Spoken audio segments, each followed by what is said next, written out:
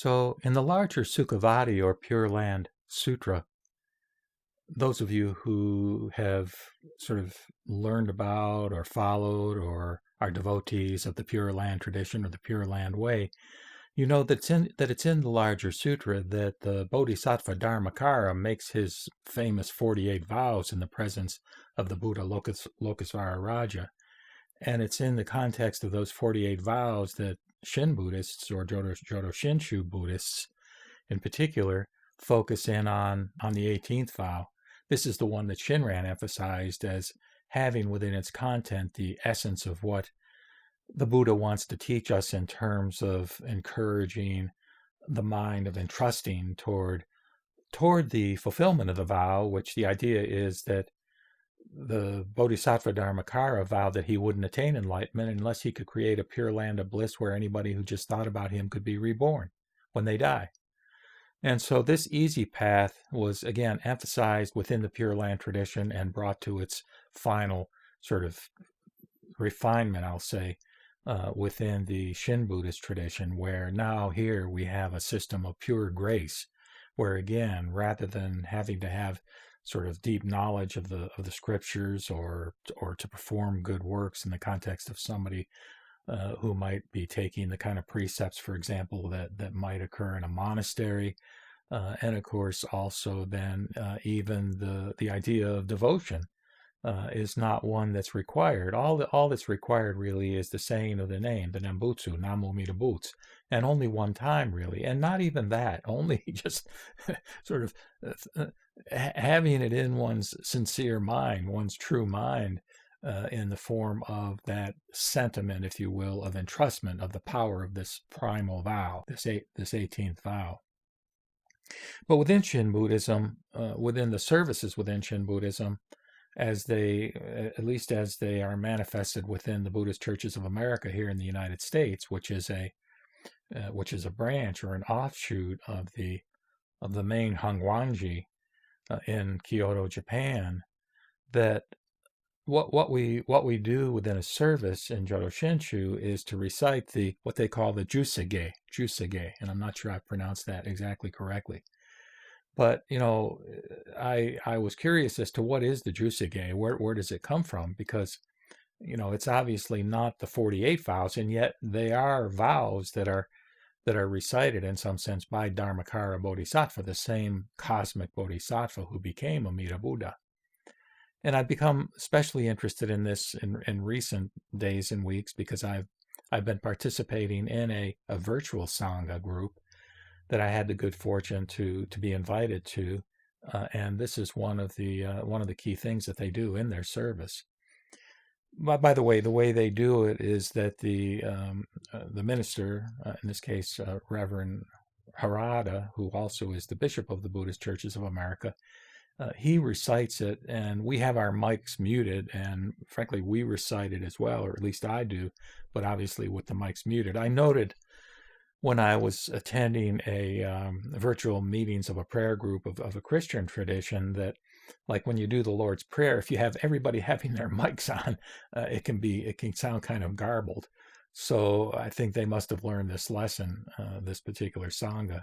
And so we all have our mics muted except for Reverend Harada Sensei, and he recites it. And we can go along because he's got the screen sharing deal where we can see the words on the screen.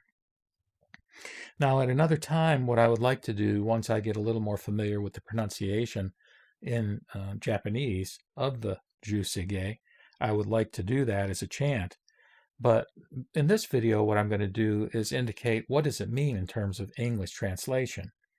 And what I'll go to is a translation of the larger sutra, and I believe this one is by the BDK of America translation group, where what we have is in this whole sutra, the Buddha, Sakyamuni Buddha, presumably, but again, this was written at a time perhaps far beyond the parinirvana or the lifespan of the actual historical Buddha. But in any case, the way it's framed is with the historical Buddha Sakyamuni, or with the Buddha Sakyamuni, if you want to think of him as historical or or cosmic that he's preaching to Ananda. He's teaching Ananda, who was, one of the Buddha's main disciples, and the one, by the way, who you'll recall perhaps has the great memory.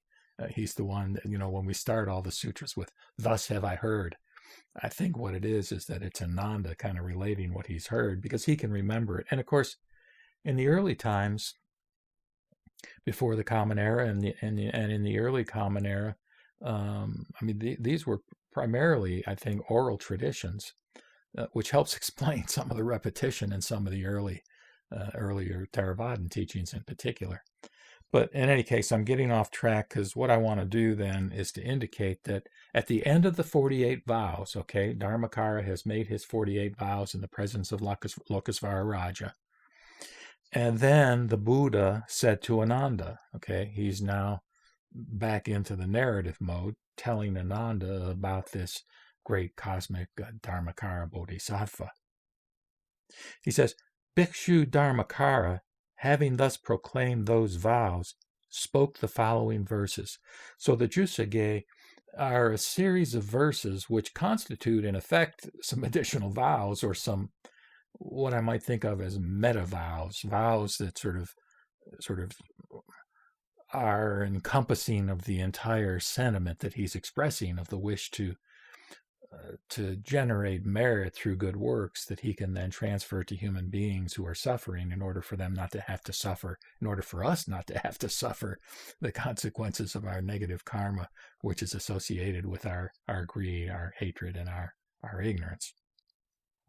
So he's completed the 48 vows, and the Buddha is telling Ananda that now, having proclaimed those vows, he spoke the following verses. I have made vows unrivaled in all the world. I shall certainly reach the unsurpassed way. If these vows should not be fulfilled, may I not attain perfect enlightenment. So, if you don't mind me, I'm going to comment on some of these, and I'm doing it spontaneously and informally, so take it for what it's worth in terms of, a grain of salt or whatever, is that vows unrivaled in the world. Unrivaled in the sense he wanted to study all the Buddha lands. There are supposedly innumerable Buddha lands throughout the universe. And Dharmakara, he wanted to study them all in order to create the best. So these vows, in one sense, are unrivaled because their goal is to create this purest and most blissful of all Buddha lands in the universe. And he's making a commitment again. What is a vow? A vow is a commitment, and vows are very important in Buddhism, including, human beings who make vows, such as those who do affiliate with a particular tradition. And in some of those traditions, they are explicitly referred to as Bodhisattva vows. And the whole idea of Bodhisattva vows, in a sense, is another topic, but it is also central to the activities of this particular cosmic Bodhisattva Mahasattva, this great being, this Bodhisattva great being. So he's making the commitment, I shall certainly reach the unsurpassed way, which is, of course, Anuttara Samyak Sambodhi, or Buddhahood. But he's saying, if these vows should not be fulfilled, may I not attain perfect enlightenment. So he's making his attainment of Buddhahood contingent upon the fulfillment of the vows. And what is the essence of the vow? The essence of the vow is to save human beings, to save sentient beings, to help all of us attain Buddhahood, which is the goal of Buddhism.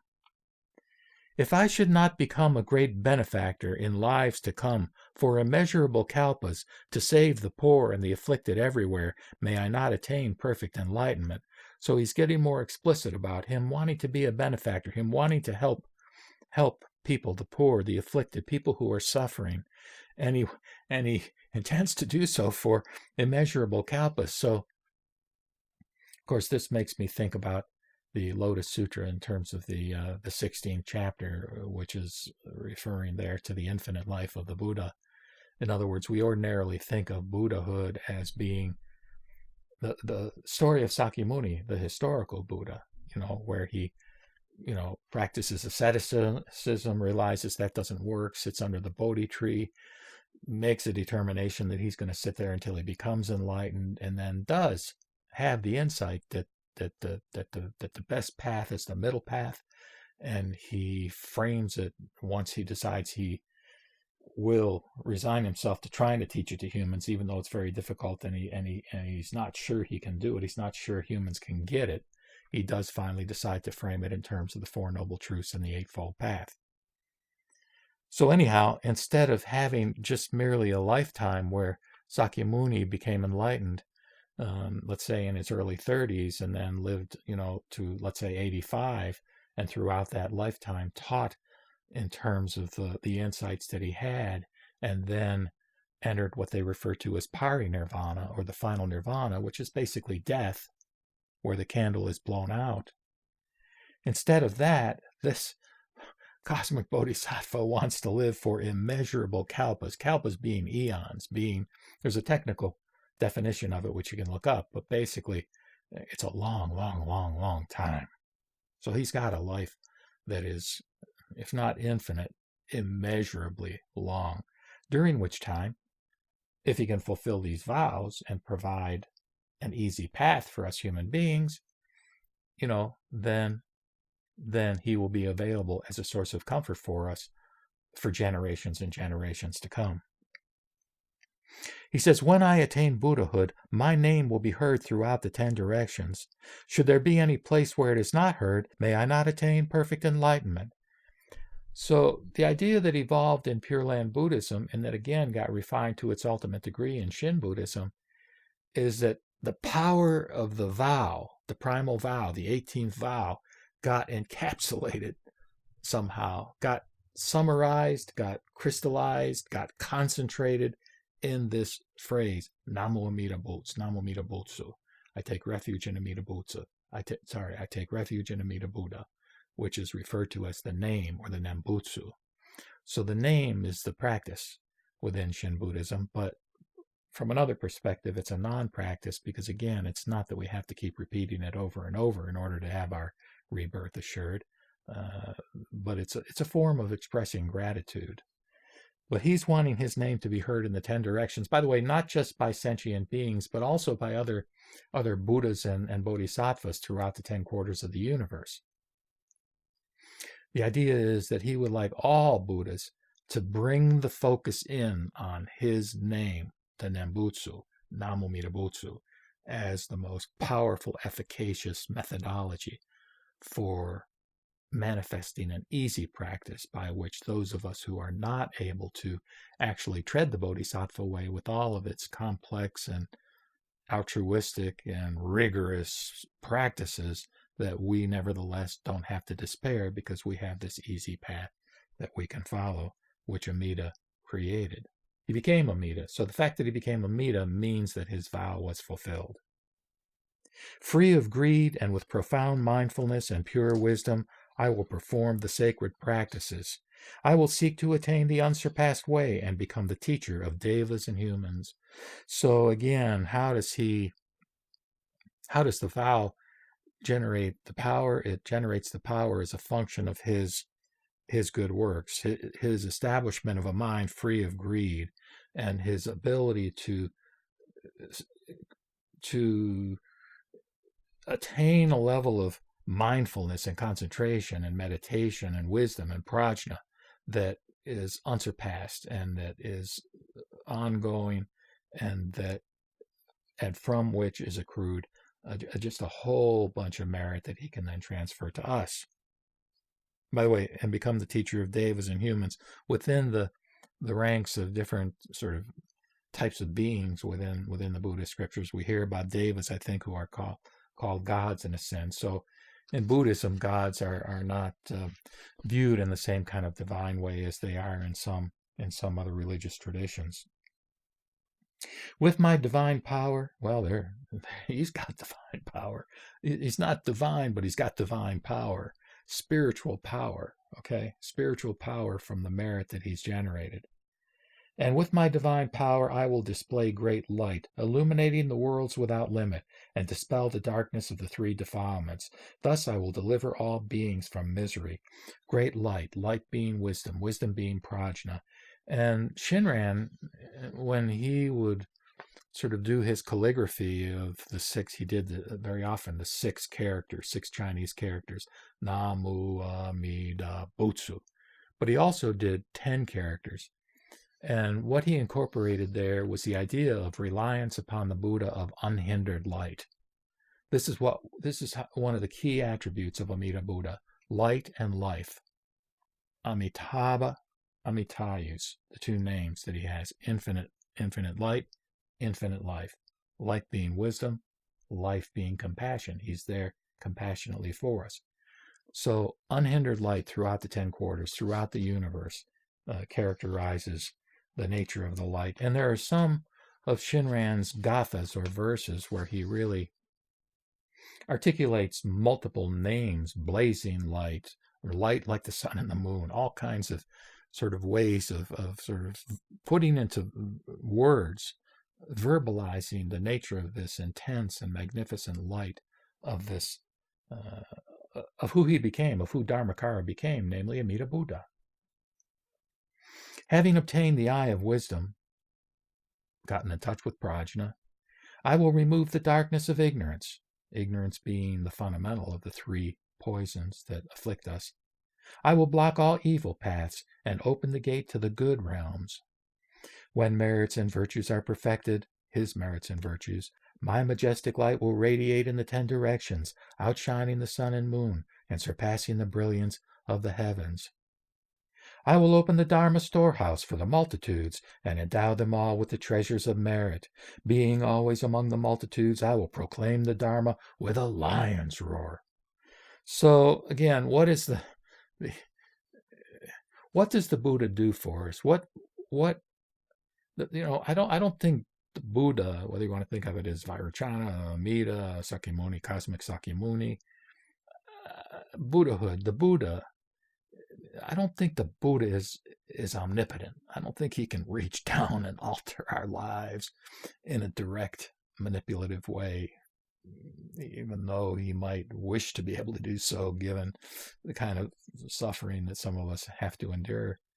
Nor do I think that he created us. The Buddha didn't really answer these kinds of questions about our origins, but I like the term beginningless past.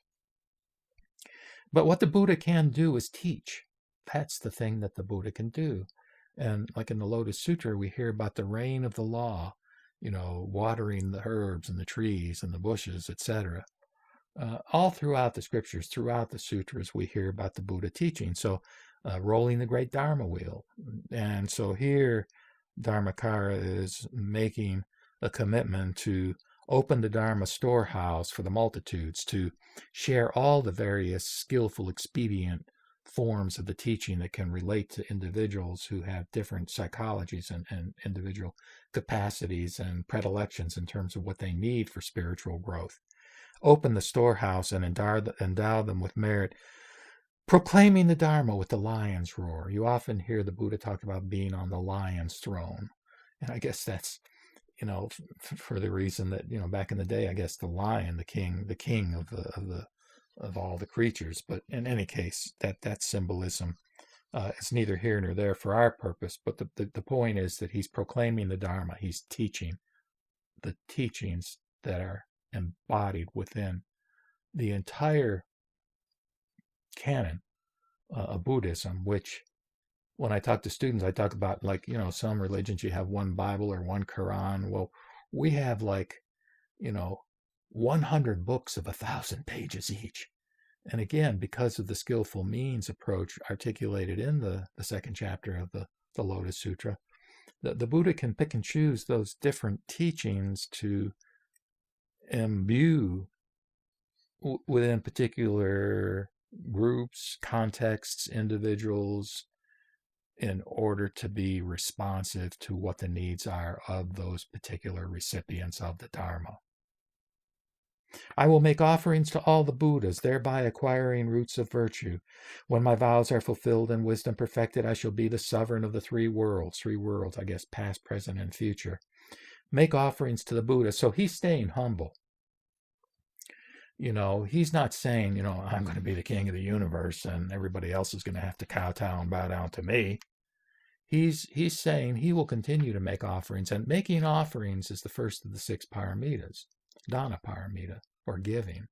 And so this tells us, just as Shinran remained humble to the end, talking at the end about, the only reason he wanted to be a teacher was for fame. What honesty, what humility. And so even Dharmakara Bodhisattva expresses this kind of humility. Like your unhindered wisdom, O Buddha, and here he's talking to Lokasvara Raja, mine shall reach everywhere, illuminating all. May my supreme wisdom be like yours, most honored one. Again, he's honoring the Buddha that he's speaking to. If these vows are to be fulfilled, let this universe of 1,000 million worlds quake in response, and let all the devas in heaven rain down rare and marvelous flowers. And that's the kind of thing that happens as certain sort of elements of the scriptures are brought to fruition. So anyway, I've been doing a lot of sort of blathering, but let me go back now and on an uninterrupted basis give the English translation of the Juseige, which is spoken by Dharmakara Bodhisattva to Lokasvara Raja Buddha after he had completed reciting his 48 vows. The Buddha said to Ananda, Bhikshu Dharmakara, having thus proclaimed those vows, spoke the following verses. I have made vows unrivaled in all the world. I shall certainly reach the unsurpassed way. If these vows should not be fulfilled, may I not attain perfect enlightenment.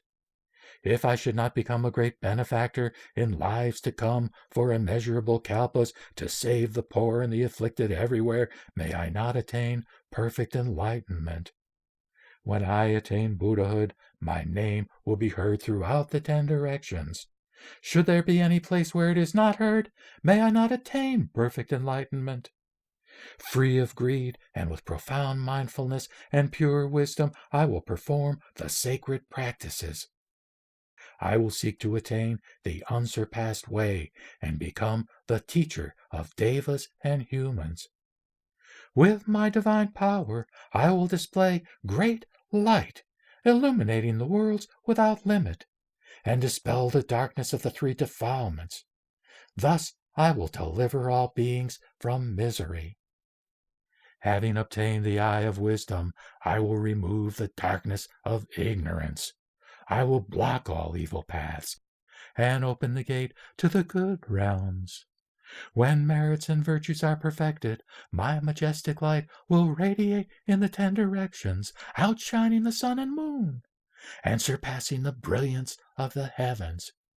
I will open the Dharma storehouse for the multitudes and endow them all with treasures of merit. Being always among the multitudes, I will proclaim the Dharma with the lion's roar. I will make offerings to all Buddhas, thereby acquiring roots of virtue. When my vows are fulfilled and wisdom perfected, I shall be the sovereign of the 3 worlds. Like your unhindered wisdom, O Buddha, mine shall reach everywhere, illuminating all. May my supreme wisdom be like yours, most honored one. If these vows are to be fulfilled, let this universe of 1,000 million worlds quake in response, and let all the devas in heaven rain down rare and marvelous flowers. The Buddha said to Ananda, as soon as Bhikshu Dharmakara spoke those verses, the entire earth quaked in 6 ways, and a rain of wonderful flowers fell from heaven, scattering everywhere. Spontaneous music was heard, and a voice in the sky said, Surely you will attain highest perfect enlightenment. Then Bhikshu Dharmakara kept all those great vows, which were true, unfailing, and unsurpassed in the whole world, and intensely aspired to attain nirvana.